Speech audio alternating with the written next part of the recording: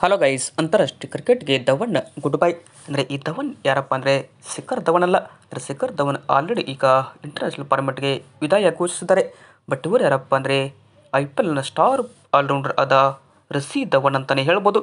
But ಇವರು ಇತ್ತೀಚೆಗೆ ಇವತ್ತೇನಪ್ಪ ಅಂದರೆ ಅಂತಾರಾಷ್ಟ್ರೀಯ ಫಾರ್ಮೆಟ್ಗೆ ವಿದಾಯ ಹೇಳಿದರು. ಅಂದರೆ ODI ಮತ್ತು T20 ಫಾರ್ಮೆಟ್ಗೆ ಇವರು ವಿದಾಯ ಹೇಳಿದ್ದಾರೆ ಅಂತಲೇ ಹೇಳ್ಬೋದು. ಬಟ್ IPL ಆಡ್ತಾರೆ ಅಂತ ಅನಿಸುತ್ತೆ.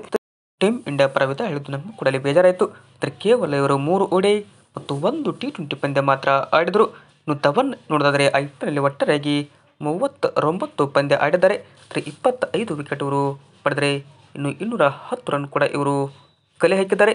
ಬಟ್ ಅದೇ ಥರ ಇವರು IPLನಲ್ಲಿ Mumbai Indians, Kings 11 Punjab, Kolkata Knight Riders ತಂಡದ ಪರ ಆಡಿದರು.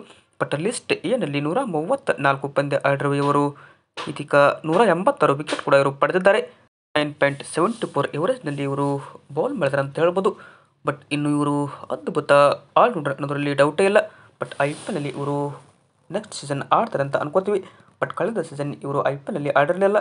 ಇದು ಏನಪ್ಪ ಅಂದರೆ ರಿಷಿ ಧವನ್ ಅವರು ವೈಟ್ ಬಾಲ್ ಕ್ರಿಕೆಟ್ಗೆ ಗುಡ್ ಬೈ ಹೇಳಿದ್ದಾರೆ. ಅಂದರೆ T20 ಮತ್ತು ODI ಕ್ರಿಕೆಟ್ಗೆ ಇವರು ಗುಡ್ ಬೈ ಹೇಳಿದರು.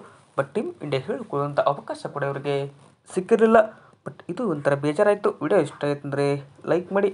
ಇದೇ ಥರ ಸ್ಪೋರ್ಟ್ಸ್ ಮಾಹಿತಿಗಾಗಿ ತಪ್ಪದೆ ನಮ್ಮ ಯೂಟ್ಯೂಬ್ ಚಾನಲ್ಗೆ ಸಬ್ಸ್ಕ್ರೈಬ್ ಆಗಿ. Thank you.